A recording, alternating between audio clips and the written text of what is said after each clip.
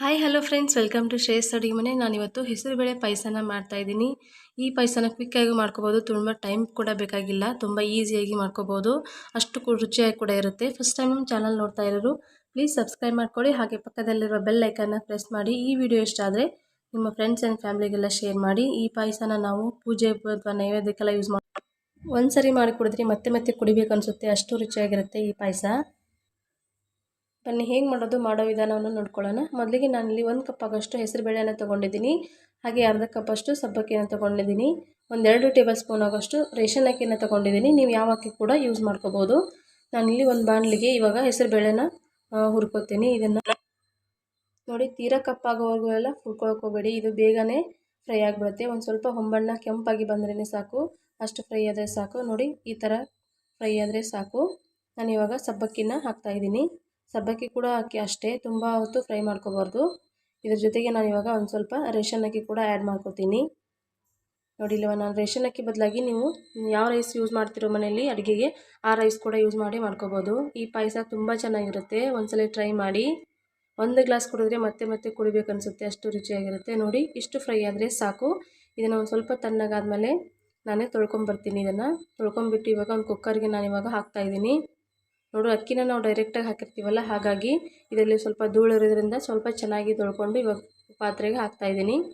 ಈ ಪಾತ್ರೆಗೆ ಹಾಕಿ ನಾನು 1-2 ಗ್ಲಾಸ್ ಆಗೋಷ್ಟು ನೀರನ್ನು ಆ್ಯಡ್ ಮಾಡ್ತೀನಿ. ನೀರನ್ನು ಒಂದು ಸ್ವಲ್ಪ ಜಾಸ್ತಿನೇ ಹಾಕ್ಕೊಳ್ಳಿ, ಅಂದರೆ ಪಾಯಸ ಚೆನ್ನಾಗಿರುತ್ತೆ. ಪಾಯಸ ಗಟ್ಟಿಯಾದರೆ ಅಷ್ಟು ಚೆನ್ನಾಗಾಗಲ್ಲ, ಮತ್ತು ತಣ್ಣಗಾದ್ಮೇಲೆ ಅದು ಇನ್ನೂ ಗಟ್ಟಿಯಾಗುತ್ತೆ. ಹಾಗಾಗಿ ಮೊದಲೇ ನಾವು ಒಂದು ಸ್ವಲ್ಪ ನೀರನ್ನು ಜಾಸ್ತಿ ಹಾಕ್ಕೋಬೇಕಾಗತ್ತೆ. ಈ ನೀರನ್ನು ಹಾಕಿ ನಾನಿಲ್ಲಿ ಕುಕ್ಕರ್ನ ಮುಚ್ಚಿಬಿಡ್ತೀನಿ.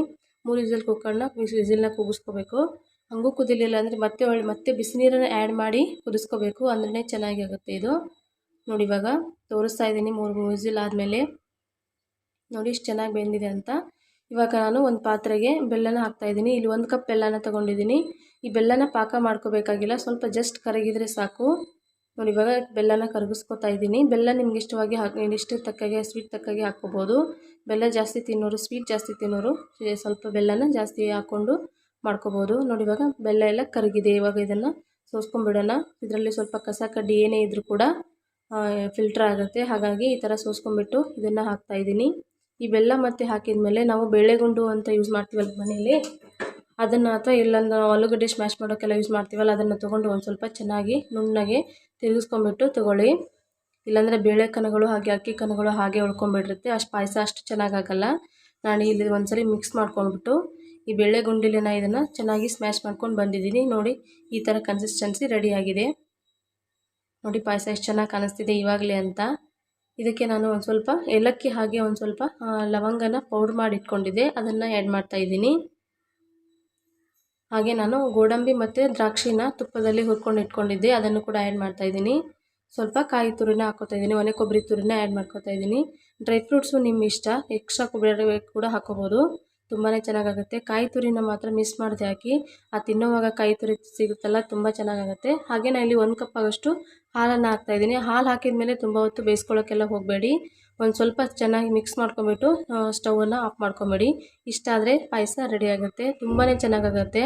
ಕ್ವಿಕ್ಕಾಗಿ ಕೂಡ ಮಾಡ್ಕೋಬೋದು, ಆರೋಗ್ಯಕ್ಕೂ ತುಂಬ ಒಳ್ಳೆಯದು, ದೇಹಕ್ಕೆ ಕೂಡ ತಂಪು. ಹೆಸರುಬೇಳೆ ಒಂದ್ಸರಿ ಟ್ರೈ ಮಾಡಿ. ಸಡನ್ನಾಗಿ ಪೂಜೆ ಅಥವಾ ನೈವೇದ್ಯಕ್ಕೆಲ್ಲ ಪಾಯಸ ಮಾಡ್ಕೋಬೇಕು, ಪ್ರಸಾದ ಮಾಡ್ಕೋಬೇಕು ಅಂದಾಗಲೆಲ್ಲ ಈ ಥರ ನಾವು ಹೆಸರುಬೇಳೆ ಪಾಯಸನ ಕ್ವಿಕ್ಕಾಗಿ ಮಾಡ್ಕೋಬೋದು. ತುಂಬ ಟೇಸ್ಟಿಯಾಗಿರುತ್ತೆ, ತುಂಬ ಈಸಿಯಾಗಿ ಕೂಡ ಮಾಡ್ಕೋಬೋದು. 10 ನಿಮಿಷದಲ್ಲಿ ಈ ಪಾಯಸ ರೆಡಿಯಾಗುತ್ತೆ. ನೋಡಿ ಎಷ್ಟು ಚೆನ್ನಾಗಿ ಬಂದಿದೆ ಪಾಯಸ ಅಂತ. ಪಾಯಸ ಈ ಥರ ಸ್ವಲ್ಪ ತಿಕ್ಕಾಗಿನೇ ಇರಬೇಕು, ಹಾಗೆ ಒಂದು ಸ್ವಲ್ಪ ನೀರಾಗಿರಬೇಕು. ಮೀಡಿಯಮ್ ಹದದಲ್ಲಿ ಪಾಯಸನ ಮಾಡ್ಕೋಬೇಕು, ತೀರಾ ಗಟ್ಟಿಯಾಗೆಲ್ಲ ಮಾಡ್ಕೊಳಕ್ಕೆ ಹೋಗಬೇಡಿ. ಈ ವಿಡಿಯೋ ಇಷ್ಟ ಆದರೆ ಪ್ಲೀಸ್ ಲೈಕ್ ಮಾಡಿ, ಹಾಗೆ ಶೇರ್ ಮಾಡಿ. ಫಸ್ಟ್ ಟೈಮ್ ನಮ್ಮ ಚಾನಲ್ನ ನೋಡ್ತಾ ಇರೋರು ಪ್ಲೀಸ್ ಸಬ್ಸ್ಕ್ರೈಬ್ ಮಾಡ್ಕೊಳ್ಳಿ, ಹಾಗೆ ಪಕ್ಕದಲ್ಲಿರೋ ಬೆಲ್ ಐಕನ್ನ ಪ್ರೆಸ್ ಮಾಡಿ. ನಿಮ್ಮ ಫ್ರೆಂಡ್ಸ್ ಆ್ಯಂಡ್ ಫ್ಯಾಮಿಲಿಗೆಲ್ಲ ಈ ವಿಡಿಯೋನ ಶೇರ್ ಮಾಡಿ. Thank you so much for watching.